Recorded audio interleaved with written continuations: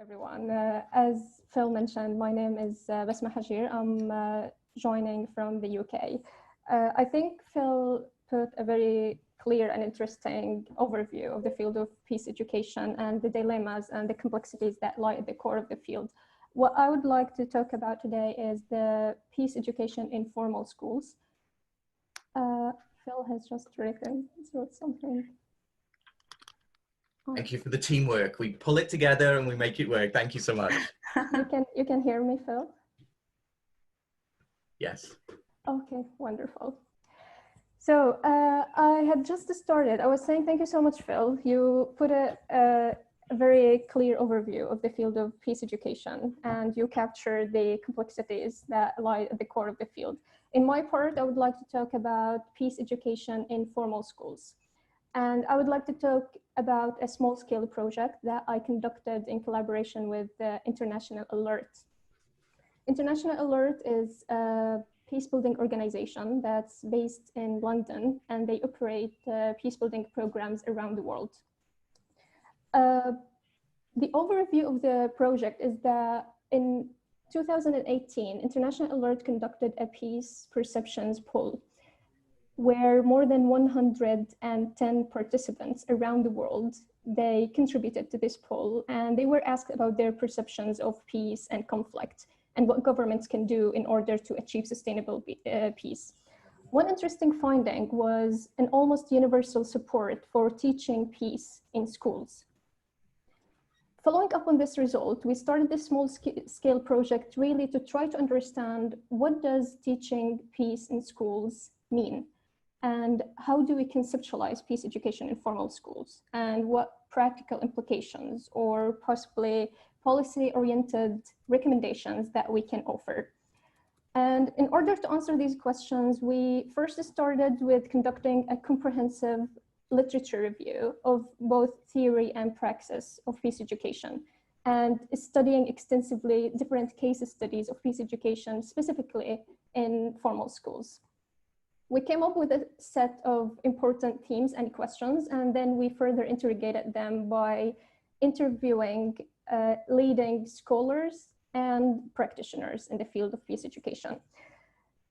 In this session, I will provide, unfortunately, we don't have time to cover everything in relation to this project, but I chose a specific set of findings that I would like to introduce to you. And I need to highlight also that this project is still work in progress, so I would really appreciate any feedback. I can still integrate your feedback and insights in the project before we get it published. And I can start by saying that when we were analyzing the results and preparing to present our findings, one important issue that we struggled with is really, as Phil mentioned, the wide diversity and multitude of conceptualizations of peace education. And we found this a problem, and we found that scholars in peace education have recurrently highlighted this diversity of conceptualization as one of the most severe undermining factors of peace education, both as a scholarly and a pedagogic field. So we realized early on that one first step we should do is to establish some sort of conceptual clarity. When we say peace education in formal schools, what does this mean? We ended up formulating a conceptualization of that based on the analysis of the literature review and based on the findings that we got and we received, the input we received from participants.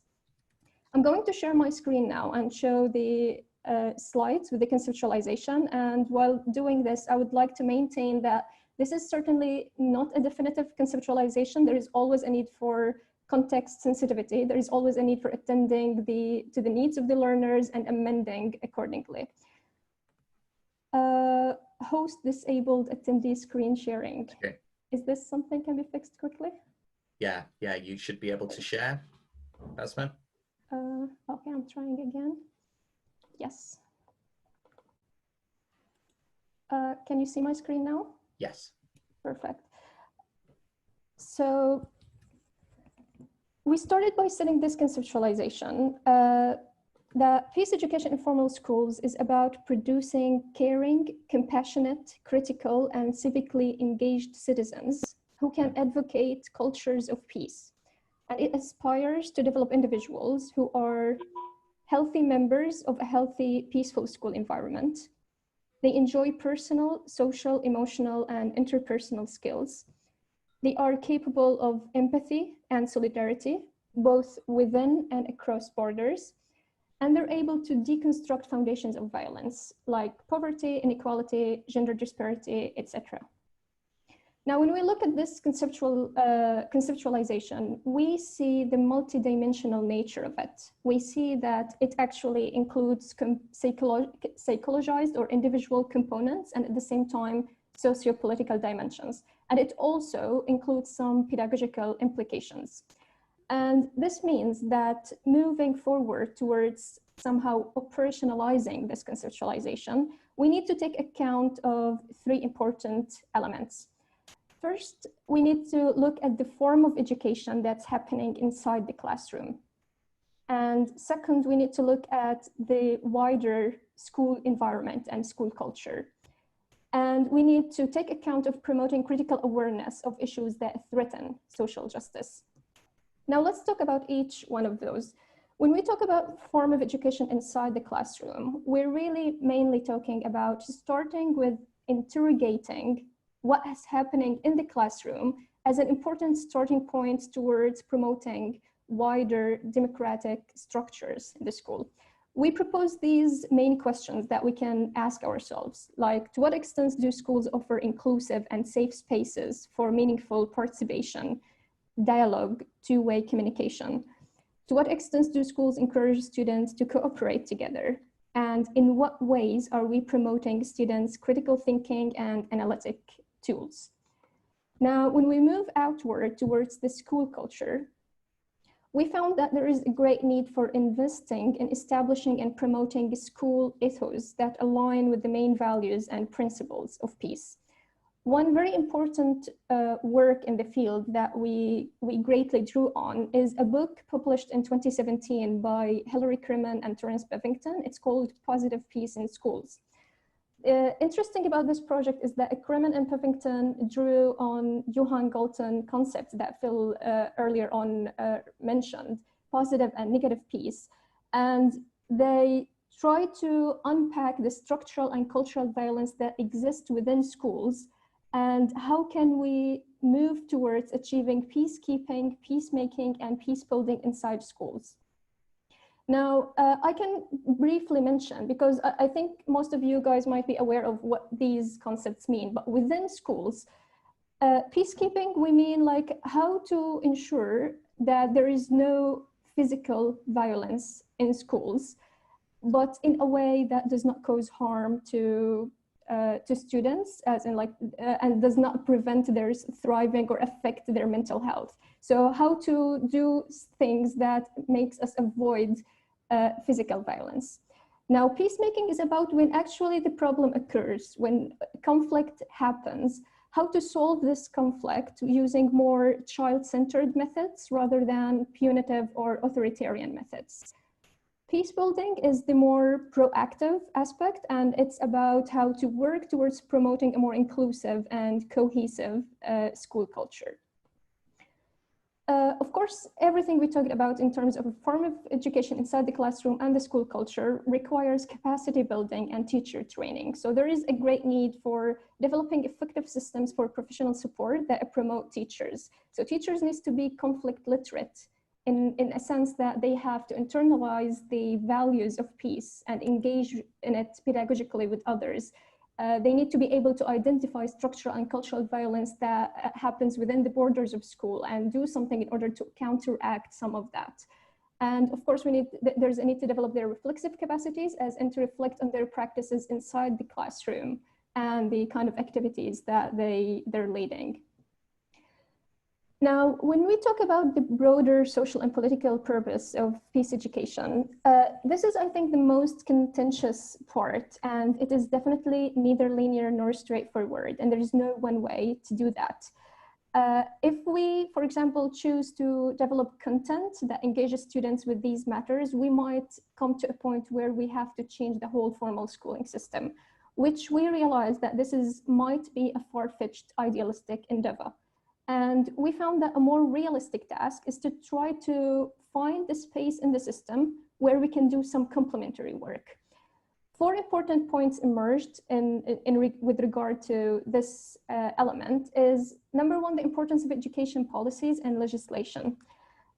We found that when there is education policies and legislation, they usually lead for vast implementation of the reforms, and they usually garner the support of civil society, which also advance the implementation of the reforms. Education policies are important, but sometimes they can be risky in a sense that sometimes they might allow some extreme political agendas to find their way to formal school systems. And it is here exactly where there is a need for some formal, non-formal collaboration, because the non-formal sectors might observe what's happening in the schools, monitor and make sure that the content is not too politicized or it not contribute to extreme political agendas, for example. And of course, there is always like the benefit of benefiting from the resources and capacities that the non-formal sector bring inside the schools.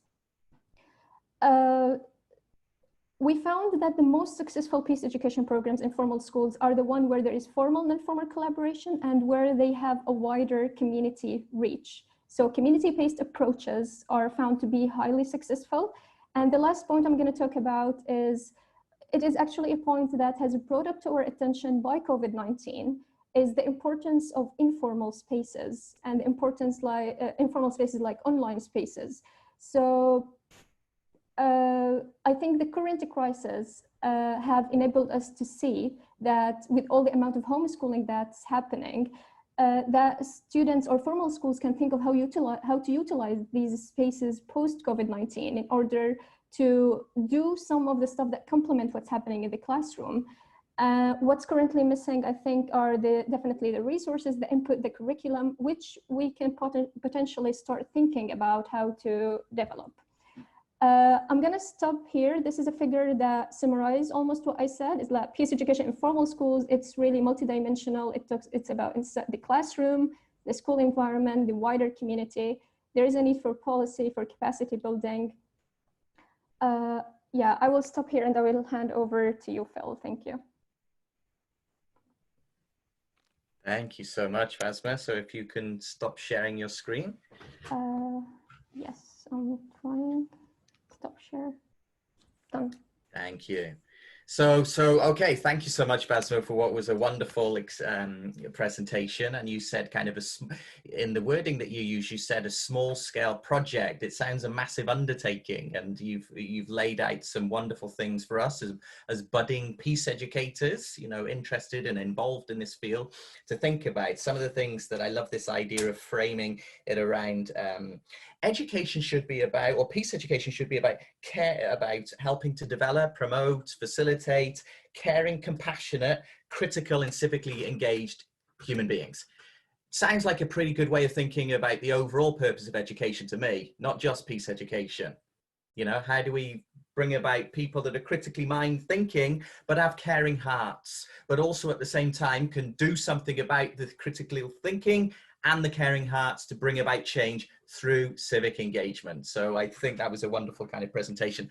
And again, thank you for touching on this ongoing challenge around the disconnect between what happens in the classroom and what happens in the community. You know, we really need to kind of bridge this gap. There's some amazing examples happening, but not enough of them. So thank you so much, Basma. So that was framed as giving an overall kind of towards a global perspective.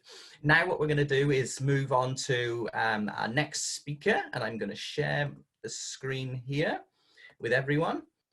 And our next speaker, we're delighted to have, wonderful scholar, and also I just want to say as well, Mark, can I just do a bit of a shout out as well, a very humble human being as well, which we really need more of. It's sometimes in this peace and conflict world. Basma is also, and I'm sure all of us are here as well, but speaking to Amar, such a well-traveled, look at his bio. I'm not going to read it out, but very, very impressive, but such a humble human being as well. So I'm going to move this out the way, and Amar is going to speak about peace education, a perspective from the Middle East. So please, when you're free, please take it away. Okay, well, thank you so much, Phil. I hope you guys can hear me. Yes. Okay, great, great.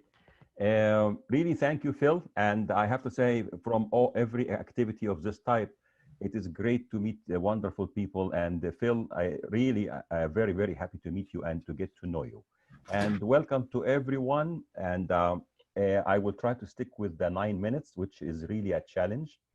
And I feel that actually what Basma did was great because she laid a very good foundation for understanding the key components of what goes into what we call peace education and how it may work. And as she was talking, I was wondering, so okay, so how will this fit with what I will be talking about?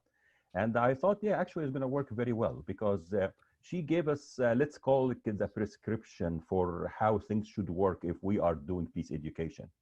And what I will be doing is to say, to address what in issues in the Middle East.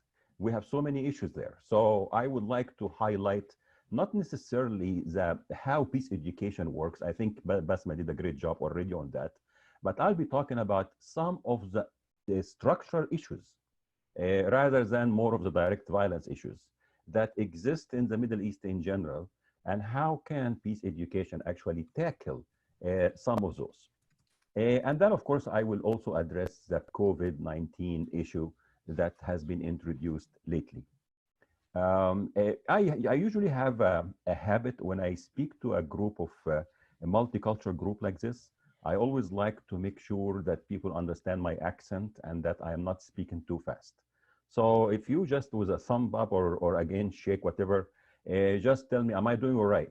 All right, great, great, thank you so much.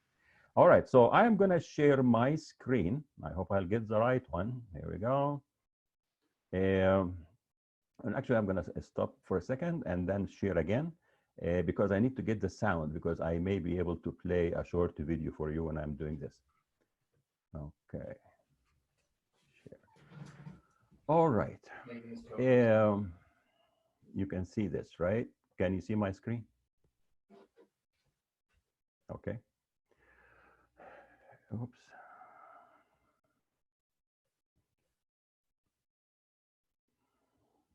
My apology. I will get things in the right shape in a minute.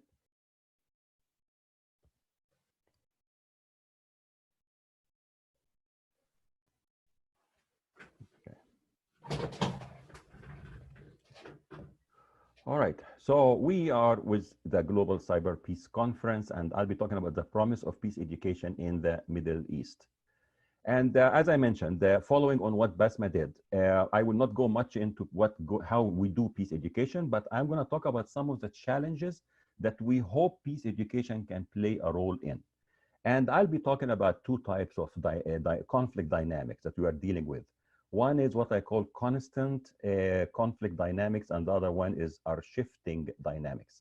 The constant means more long-term issues that have existed and persisted for centuries, maybe in the Middle East, and the shifting ones are more emerging issues. And of course, allow me that my presentation will be fairly quick. I cannot go in details in each item. However, I made sure that the PowerPoint presentation has more items than what I will be talking about here, trusting that Phil and team will be able to share with all of you.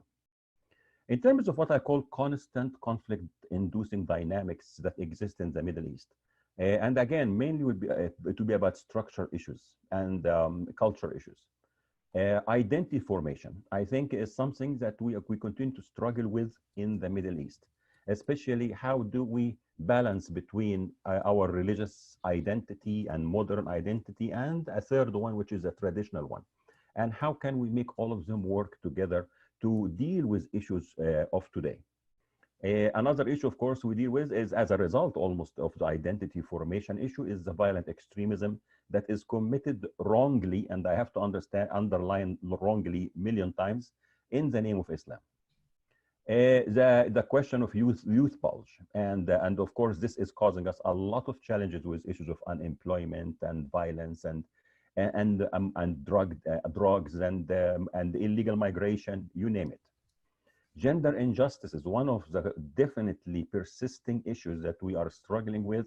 And every day we are realizing more challenges when it comes to issues of gender injustices.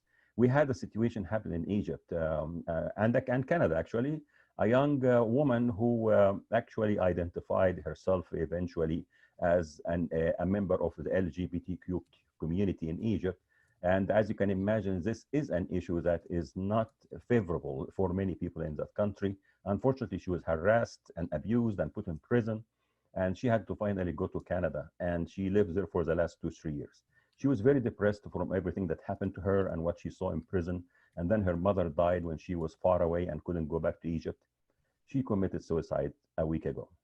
This raised a lot of questions and debates, especially about young people, about our understanding of issues of gender and sexual orientation. And I think it's a good example of what we are struggling with when it comes to some gender issues. Foreign interference, whether we like it or not, this is a serious issue. I work a lot, especially in Iraq.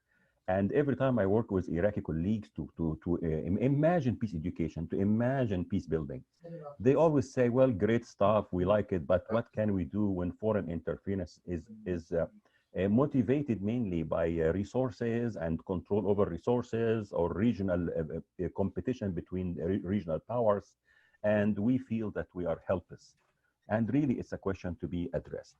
The Palestinian-Israeli conflict is something that it has to be dealt with in a serious manner, and it cannot be dealt with in the Trump-Kushner way.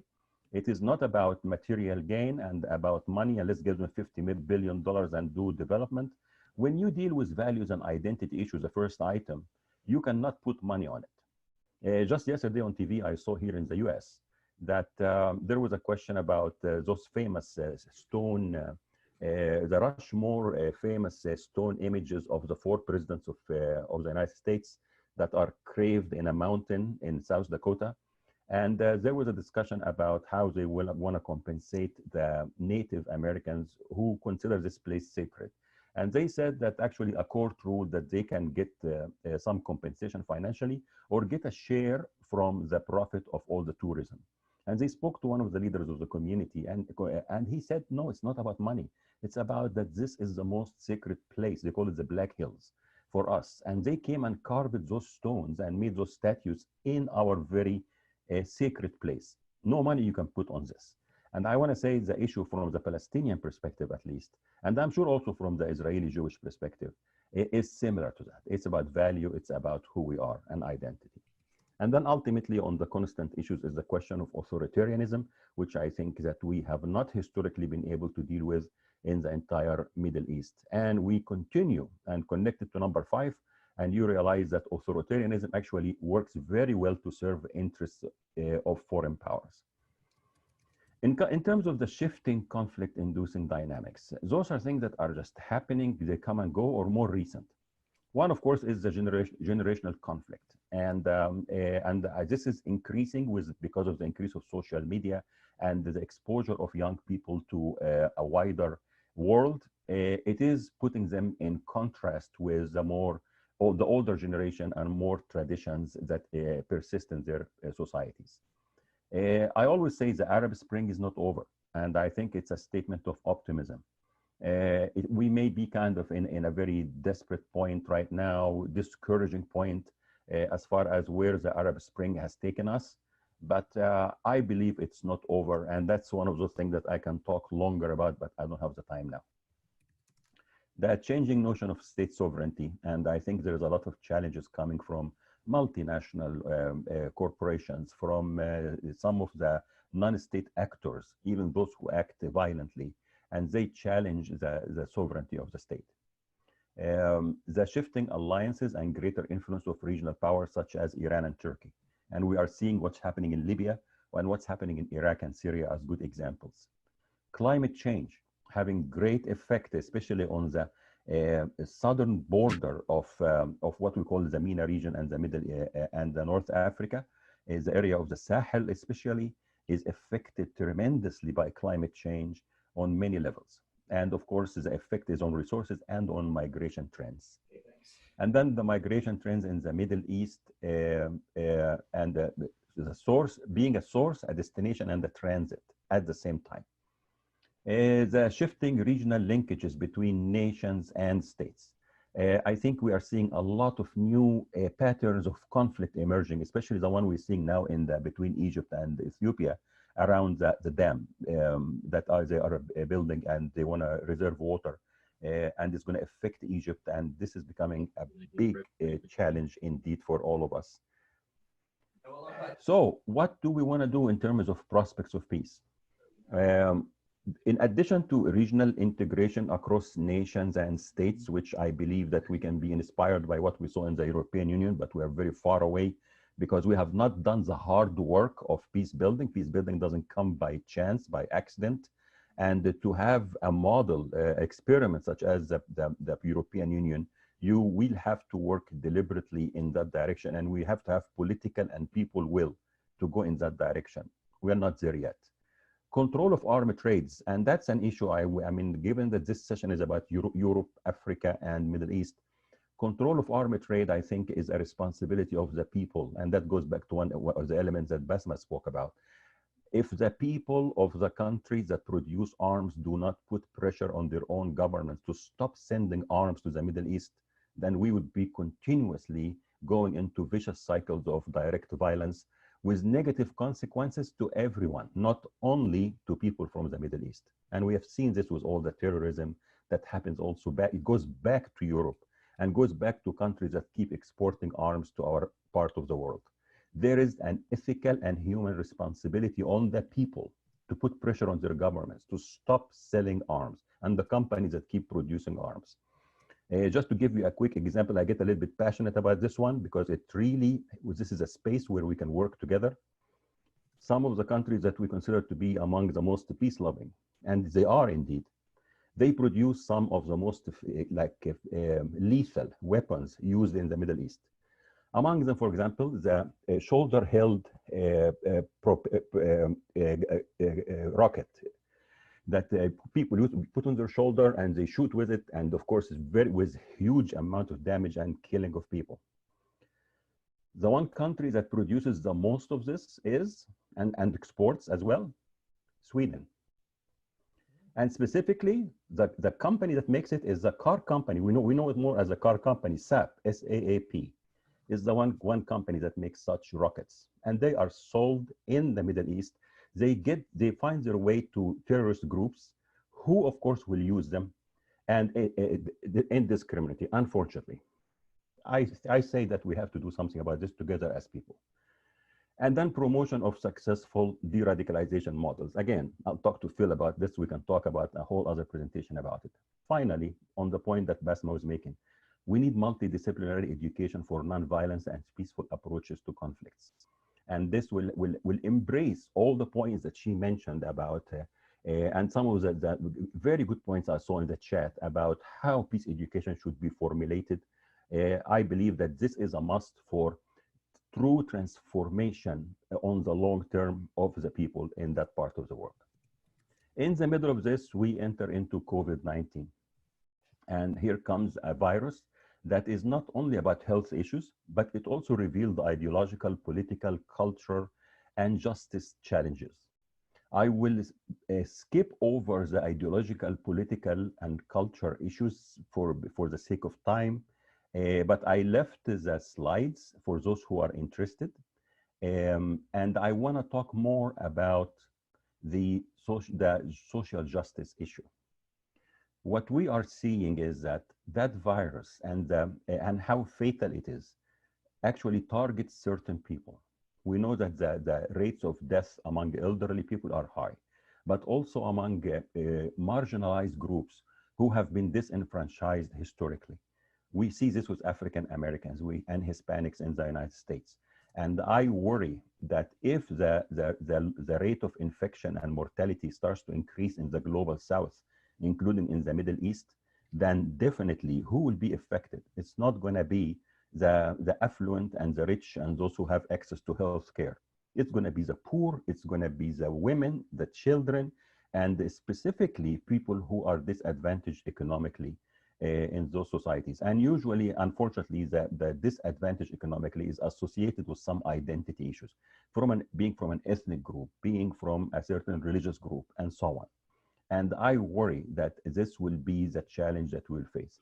The question of social justice and how it relates to COVID-19 has been, of course, signaled, especially in the US, and the coincidence that of a couple of situations that happened in the US in the last few weeks, which I am sure that you all are familiar with, at least one of the two pictures in front of you. The one from the police officers who put his knee on the neck of this guy until he died, George Floyd.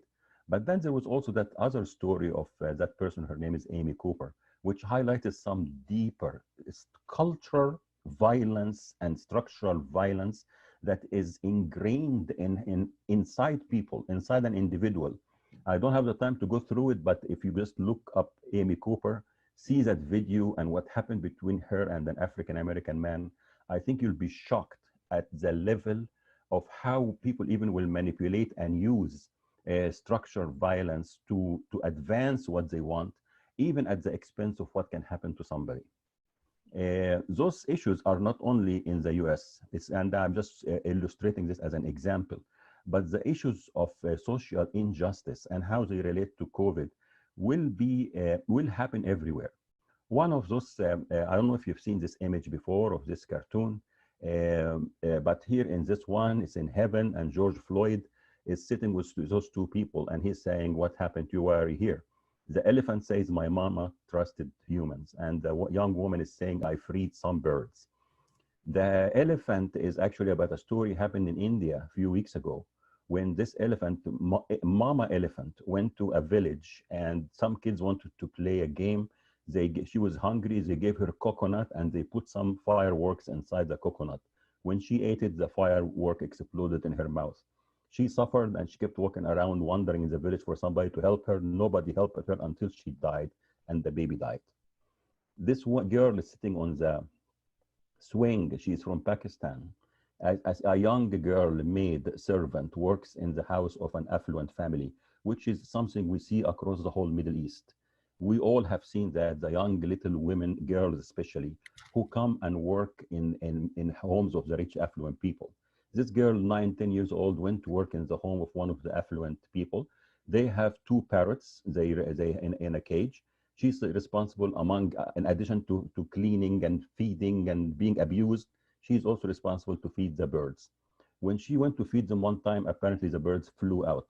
When the master and his wife came, and they saw that the birds flew out, they were so mad because the parrots are very expensive. They kept beating this girl until they killed her.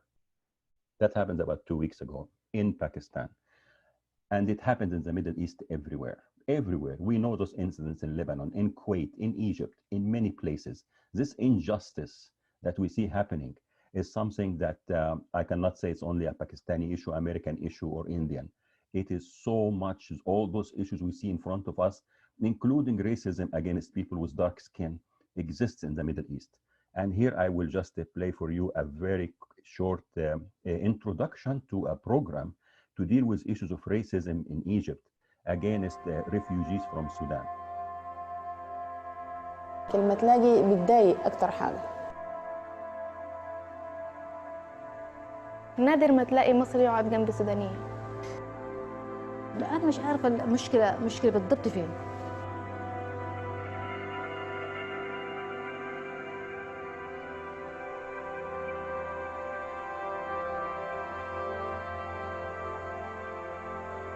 I will just stop it here for now, but it shows you that I wanted to make sure that nobody thinks that I'm talking about issues happening in other parts of the world. We have our share of racism, and we have our share of marginalizing people based on ethnic groups and so ethnicity and other dimension and religion. And those women, refugees, because of the color of skin, are subject to things like this in Egypt, unfortunately. Our hope is peace education as a transformative long-term tool. And again, thank you, Basma. I think you explained everything. I can just put it in one word like this, but you've done a great job explaining it. But I add to that, and maybe related to what you said, is that in addition to peace education, we need to create space for young people's innovation. And I will show you quickly who is this young man. This is a young boy. He is finishing high school, going to college from Ethiopia. I worked in Ethiopia for 2 years, and his mother was one of the cleaning ladies in our institute where I work. And I had very good relationship with her and her colleagues. And then she introduced her son, who was a brilliant young boy in school, and he's an innovator. He is brilliant with technology. And he actually was working, and I was supporting him in developing solar-powered wheelchairs for people who are handicapped and disabled in Addis Ababa and beyond. And then he wrote me just about 10 days ago and sent me this video to show me what he did to address some of the COVID-19 issues. We know that one of the main preventive methods for us is to sanitize our hand and to always wash our hand. So he created this very simple invention. Thank you. Oh.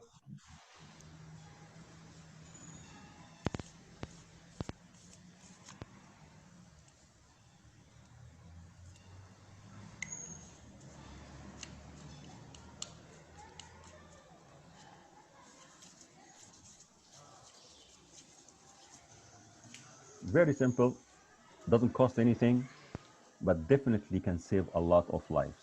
If our peace education can support a young man like this and make him and make others like him effective and productive in the societies, and instead of being abused because of their social status, because of their color of skin, then our peace education is successful. Thank you. Thank you, Ahmad. Thank you so much. If you could unshare your screen, that would be wonderful. Thank you. I will. And thank you so much for a wonderful presentation. We've had 2 wonderful presentations so far. You've covered so much ground there. Some of the things that stood out to me is this idea of, we need to address this intergenerational gap between young people and people that are older as well. And that's something, if people are interested, that we'll be addressing in the session later on youth and peace. How do we go about working together to bring young people and other people together to try and make progress in terms of the prospects for peace that's just been spoke about. And I love that the young people in innovation, that is very, very true. Lots of research show young people full of creativity, full of innovation. So please join us later in the youth and peace one. And very interesting reflection in terms of the example you gave about Sweden, which is really, really interesting because people don't tend to think of that, right?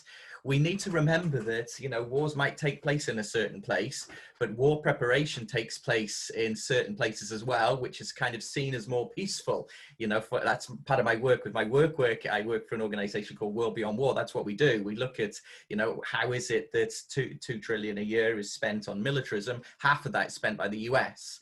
How is it that the US is the biggest, bar none, institutional consumer of oil on the planet? The US military. So yeah, thank you for sharing that.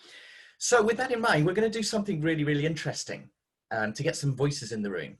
And what we thought we'd do is do a bit of a challenge, and I might be calling on people here and do it in terms of names. So maybe Donna, why don't I ask you to kind of do this, to call on people, and everybody here will have a chance to say one word which they have in their head right now based on the 2 presentations that they've heard from Basma and Amar. So Donna, are you okay to manage this part? I can, yes, indeed. So I'm scrolling down through the list. I feel like if you really don't want to participate, of course you don't have to, just to emphasize that. Or you can use the chat function if you prefer. How about Roshan or Roshan? Would you like to share one word or a sentence about what you're thinking and feeling about now, post listening to these wonderful presentations? One word, or sentence if you prefer. Word is quite hard. Sure.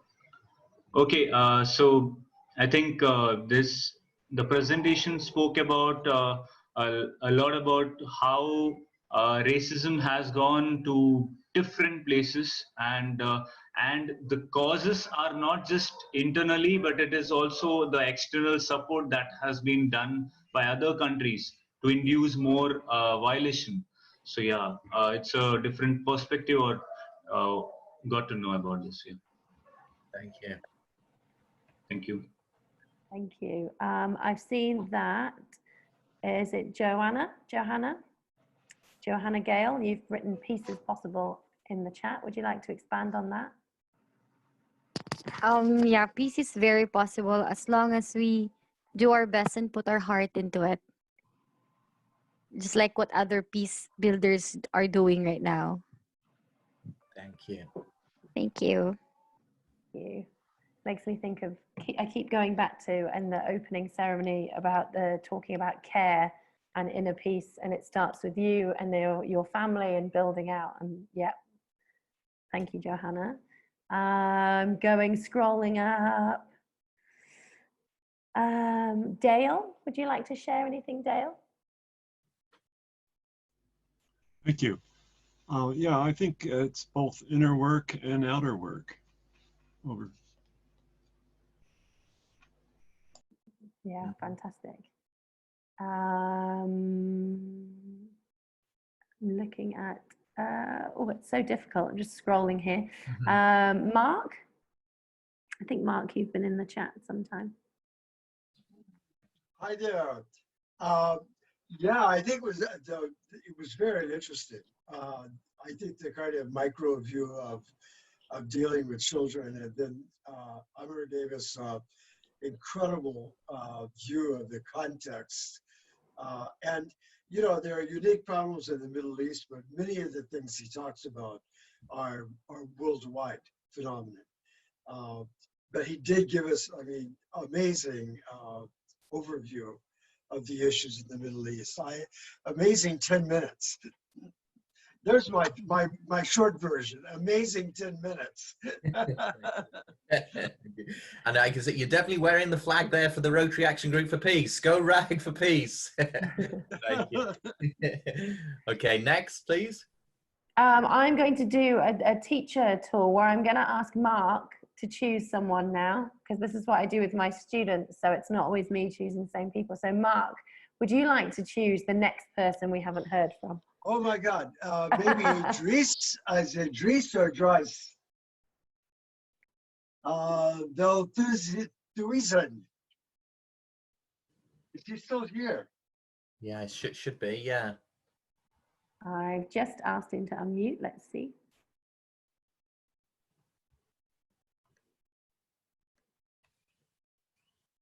Maybe not. Okay, well then, how about Walter? Sorry, yes, thank you very much. Sorry, I'm coming to the group with delay. I heard very much, yes, peace is possible if we put our heart. But these are very nice words. And I have to tell you about my background. I was 40 years in the Foreign Service, and I heard so many nice words about peace, and I saw the reality surrounding us. So I would tell you, we have to make the next step.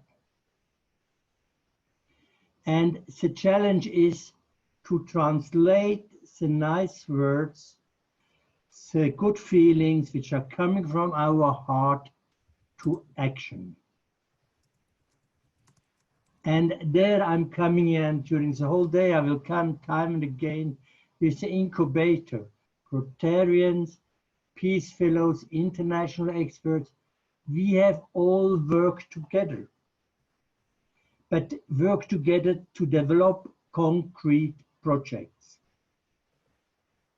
Now, it's good to say domestic violence is bad, but imagine if 35,000 Rotary clubs around the world, together with our 1,200 Peace Fellows, would work together to fight domestic violence with concrete projects. This would be a real contribution to peace. So my call is not just for action, but for real action on the ground, where we can put our hands on. Thank you. Thank you. I think if you tying them two together, Walter, it kind of brings us back to some of the things that Amar and Basma spoke about around this idea of, you know, caring. The heart part is very, very important, and compassion is very, very important, but it's necessary but not sufficient. We need to engage in action as well. So then that relates to Basma's idea of civic engagement as well. So I think you've done a great way of kind of tying them in there. So thank you. So who next, Donna? Or do you like? Well, I've just seen, well, yes, but I've just seen Sybil has written something in the chat about peace education in early childhood. And as that is also one of my, I'm going to use my bias and say, Sybil, would you like to expand on that some more? Hey, I'm unmuted and I hope you all hear me. I think it's very important. We're not born racists, and we're not born warmongering. I think we are made into it, and unless we concentrate already fairly early on peace education, because we need to foster empathy in the children. Empathy towards other people, empathy towards animals, towards anything which is living. And it's like this, that people can actually grow up being peaceful and being understanding, rather than let them go loose and then try to change an established pattern. Yeah, absolutely. And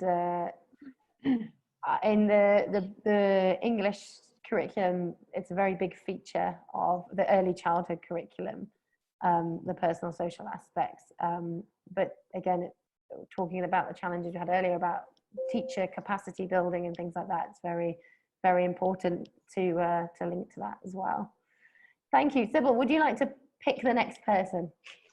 Okay, let me go to the list. Well, where's the list? Okay. So who hasn't spoken yet? Andreas Riemann. Yes, hi everybody, thanks. I was just thinking about that when I listen to somebody who talks about problems of the Middle East, for me it's also quite, it's always quite shocking what's happening there. And at the same time, I think it's a place of hope, no? It's also a spiritual place, and I always think about this tragedy and also the hope, and being a German and the German history, so everything is connected. And I remember a couple of years ago when I did a master's degree in Peace and Reconciliation Studies, I wrote an essay about peace education, and I remember this guy from the Middle East. It was a professor, I think his name was Bar-On or something. Is it possible? Mm-hmm. Yeah. Yeah. And I really, I don't remember many details, but I remember that I liked it. I liked very much reading him, and I also share what Sibylle said. No? Everything is learned in this life, and we can unlearn things. And I think this is what peace education is all about, because many children come with much information from their families, but I think one idea of peace education is to unlearn, no? and to learn to be humans, really. No? Mm-hmm. Yeah, well, so on that point, so a couple of things you raised there. So with regards to people that are interested, who are writing on the subject, you know, of the Middle East, so Baron, other people you might want to check out, Gabriel Salomon has wrote a lot about peace education, particularly in that context, but more broadly as well. And with regards to what Andreas just said around learning. I think that's something that's an ongoing journey for all of us, right? We're all always learning. So whether we learn the right thing or not is the most important thing. So we can learn, we can unlearn, and we can relearn as well. So I think, thank you. Thanks for showing that, Andreas. So who would you like to pick next? I think it's, who is it? Omer Guven. Omer Guven, please. Thank you for pronouncing my umlauts. And thank you for picking me. I think I just want to recall a situation when I used to work as a delegate for the Swiss Red Cross in Lebanon, working closely with the Palestinian Red Crescent and Lebanese Red Cross. And I remember there was a situation where everybody was asking, is there going to be war in Lebanon or not? And the Secretary General of Lebanon, of the Lebanese Red Cross, simply just said, no, there will not be, because the outside forces have decided not to have war. And that had quite a lasting impact on me. I think that's also a question we should ask ourselves. And I agree, we should have concrete actions, but then also ask ourselves critically, what prevented us from doing so? Because I think all the things are quite obvious that we need to do that. So what prevents us from doing the concrete steps? The second thing, in terms of children, I think, yes, we are not born with those kind of racism and so on, but I also think we as adults, we forget what kind of impact it has on us if we experience a conflict. I mean, each one of us, we can ask an experience in the childhood, which we very much vividly remember till today and have an impact on our adult life. But we as adults and the decision makers are forgetting that. And there's a very powerful study that was done by Save the Children where I used to work. It's called Invisible Wounds. And that was a report that really reminded me again what kind of impact war just has on children and ourselves, multi from what we experienced in our childhood or what I experienced in my childhood. So the one thing is the outside forces outside of a country. Another speaker mentioned that. And then also remembering what kind of wounds we have from conflicts in our childhood in general. I think that's important. Thank you, Omar. Yeah, and so as you were talking, you're making me think that other speakers have kind of mentioned about it. So Omar spoke about Sweden, in terms of their role in war preparation, and then meanwhile when people have been feeding back, they've been speaking about the devastating fact, the impact of war in the present, as in, killing lots and lots of people. And you've also just touched on this idea of post-conflict, post-war, kind of the remnants of war, that might live on for a long, long time. I think you're right. All of us will remember a certain conflict that we've had, that we might have had, etc. So as peace builders, as peace education, we need to think about that as well. So thank you for bringing that up. Who would you like to ask to speak next? I would like to choose Nela Garcia, if that's okay for you, because you're here on my screen. Hello, everyone. For the first talk, I will keep with the promote critical thinking in peace education. That impacts me a lot because I have been trying to go into this field, and I think it's one of the most important things. And for the second talk, I will keep the awareness of the social injustice, because if we can see reality, this is how we can act. Thank you. Yeah, great reflections. And who would you like to invite to speak next? Maria Fernandez. Hi, Maria Fernanda. Hello, everyone. What I think about the conversation that we had, it's more about the challenge that we have as peace builders, as people that is working in this field of peace that is not easy, because mainly we are talking just peace builders here, and we need to encourage other people to believe in the utopia at some point of the peace. And I think that from the two conversations, I can say that maybe we need like a piece more interdisciplinary. Like we have to start with the small revolutions of changes to start seeing like the change that the society needs. But we just get this change when we just have these small examples of peace in the society. So I think that peace and interdisciplinary is really important, but also it is important to work in a small scale for encourage the peace in the society. Yeah. And should I choose someone, or yeah, we don't have them. Change something if it's okay. Can I just offer something about what you said, because I thought it was really, really useful as well. This idea of you called it interdisciplinary, and other people might think of it as multidisciplinary, or Johan Galton would think about it as transdisciplinary.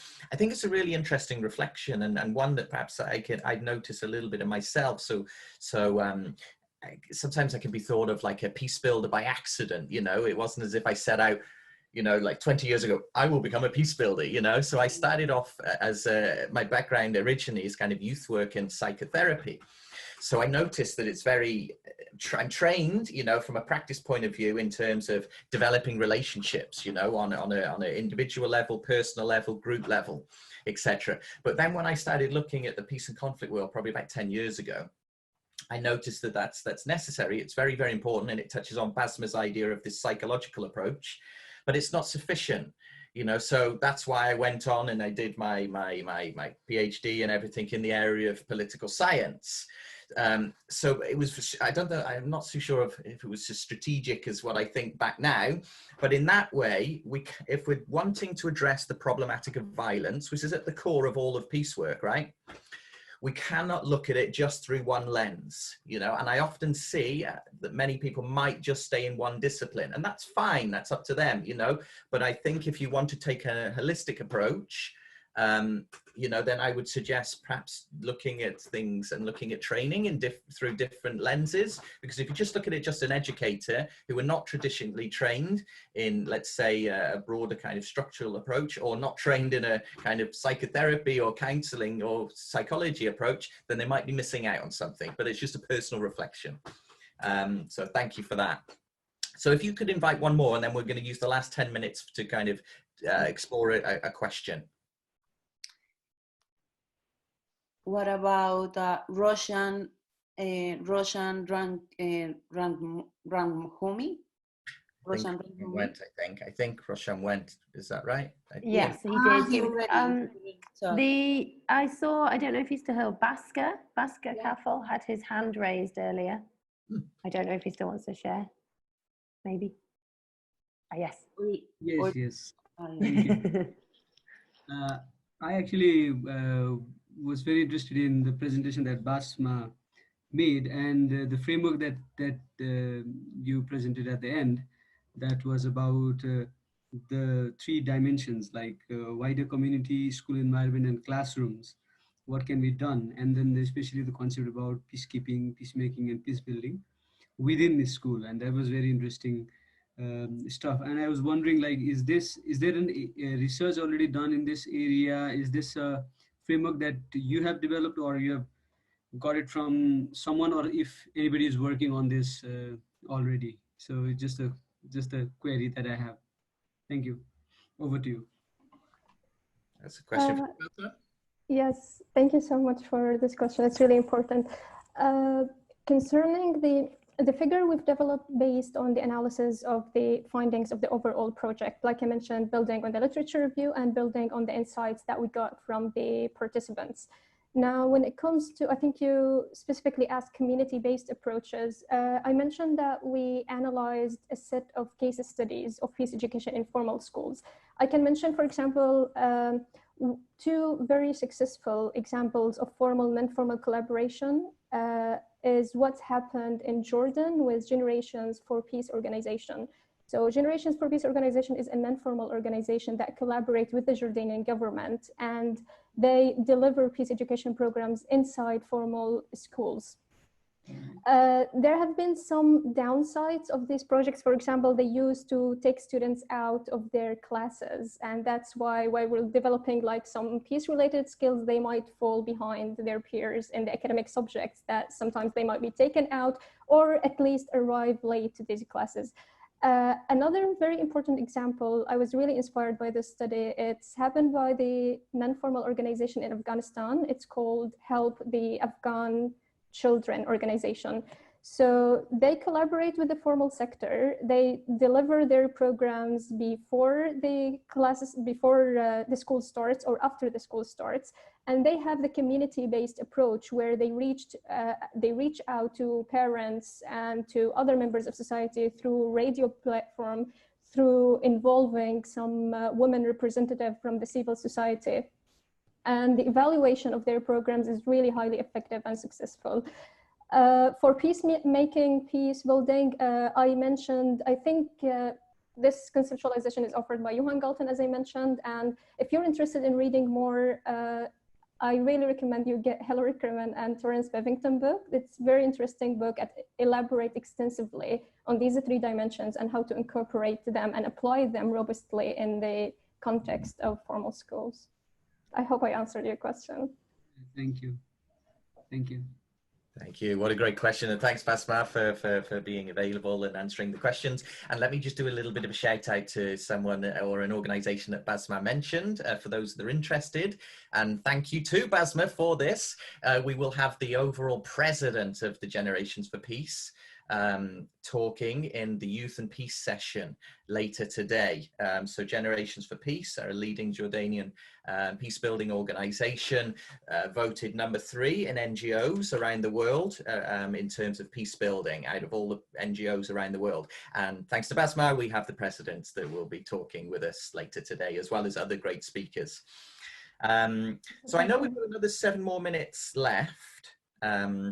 So one thing we can do is that we can continue talking. And I think this is a wonderful kind of peace education activity in and of itself, because it's about inclusivity. So let's do a bit of a poll here. What do you think, Donna, in terms of leaving it in terms of going round and speaking, or we could share the screen and answer one of the questions that we were thinking of doing in breakouts, but we won't go into breakouts because I think it's a nice kind of intimate feel that we have here. You know, I feel part of a group. So what would you suggest, Donna, and others? What do you think?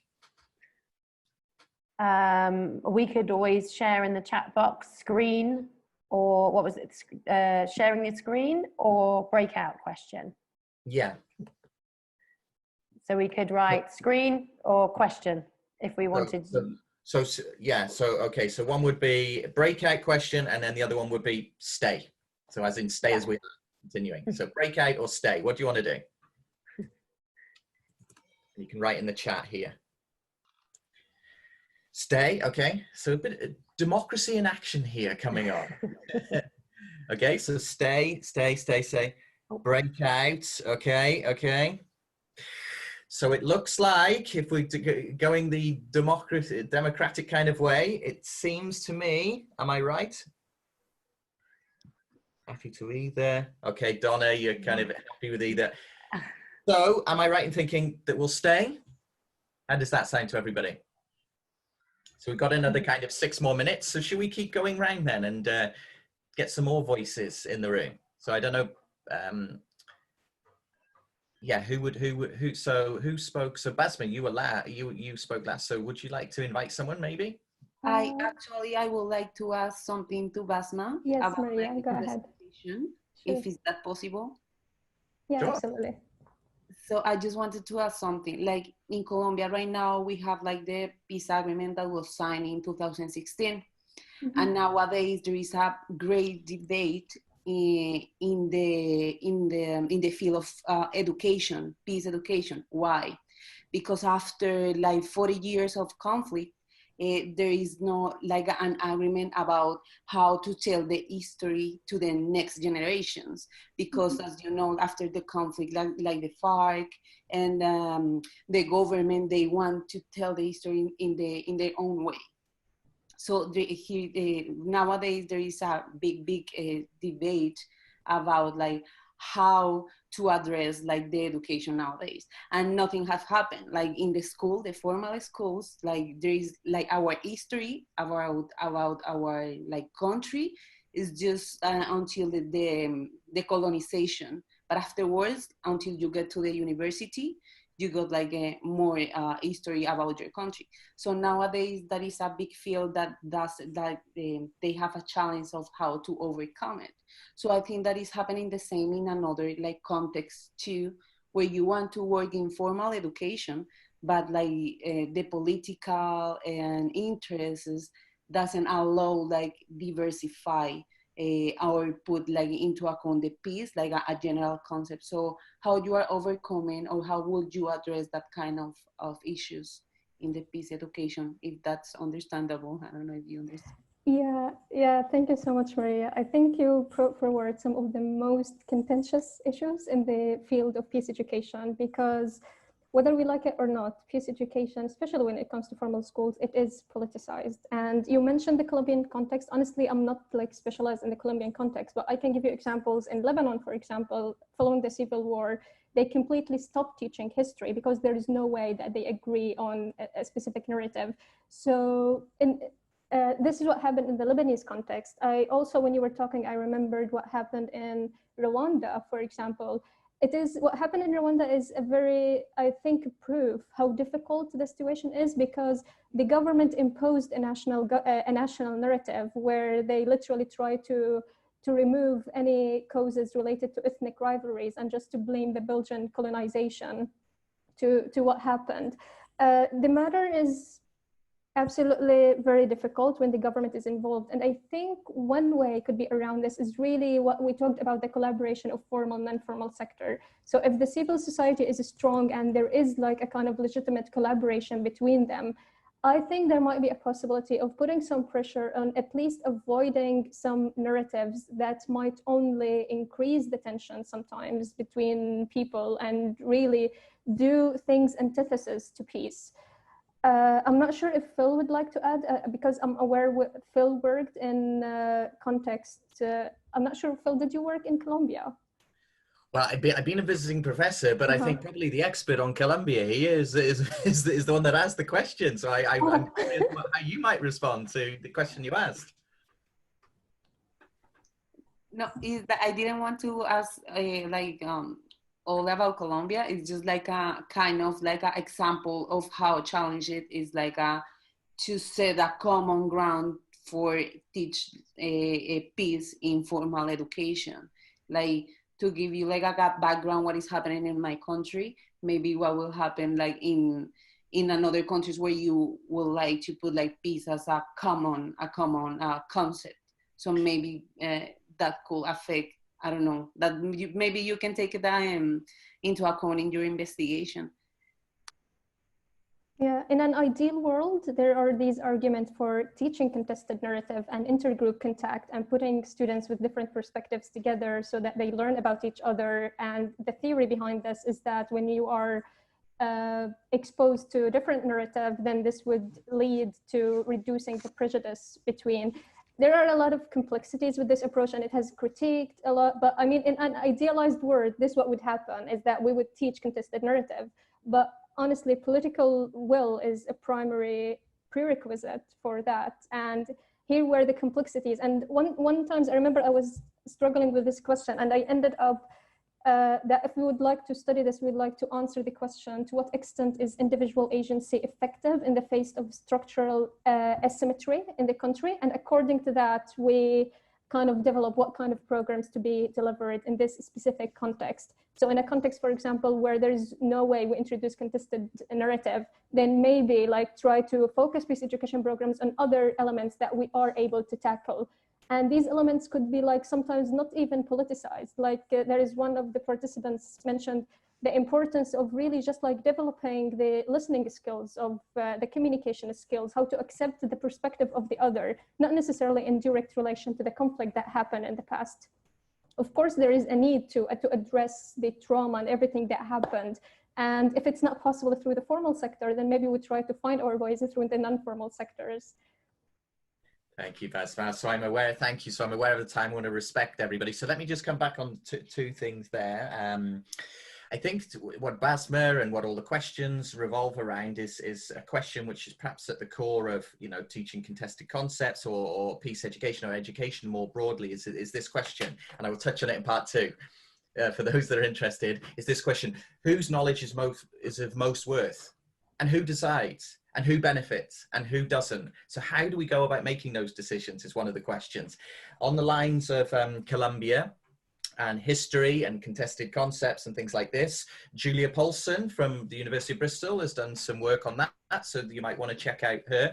Another thing I think we've seen in terms of reflection, bringing it to the end, and we want to say thank you so much for joining us. It was a nice kind of intimate feeling, we haven't come away with this with answers. We've come away with this with asking more questions. And one of the things that I often do, whether I'm teaching, whether at university or young people or whatever, is that I sometimes say something like, by the way, when you finish this class, you will be finishing this class with not answers. You know, we have done our job if you walk away from this class asking more questions, because through asking more questions, you can then develop a deeper idea of the understanding. With a deeper understanding, you can then decide how to act and make informed decisions. And I think we've seen a bit of this. So thank you to everybody for joining us. What's left for us to do now is to say, part two, we'll be looking at, well, okay, we've looked at the theory and a discussion of practice, but how do we physically go about developing a peace education project in practice? What are some of the questions that we need to ask? And that's what we're going to be looking at in 15 minutes. So thanks again, Basma, Amar, for wonderful, wonderful, wonderful speeches. Thank you so much for joining us. Thank you much to you for wonderful questions and wonderful contributions. And Basma, Amar, if you want to, if you haven't done already, please share your email for people to reach out to you, because absolutely, it's some really interesting things. So I before closing down the session, I'll give like a minute or so for you to write in, if you haven't done it already, your email. And thank you, everybody. Thank you for having me, Phil, and good to see everyone. I just typed in my email. Please feel free to reach out to me if I can be of any help, or if you would like to provide any insights on my project. I would like to say again that it's not published yet. I would really appreciate any feedback or insights that can be integrated before it's finalized and published. Perfect. Thank you, everyone. See you shortly. Thank you. Bye. Bye-bye.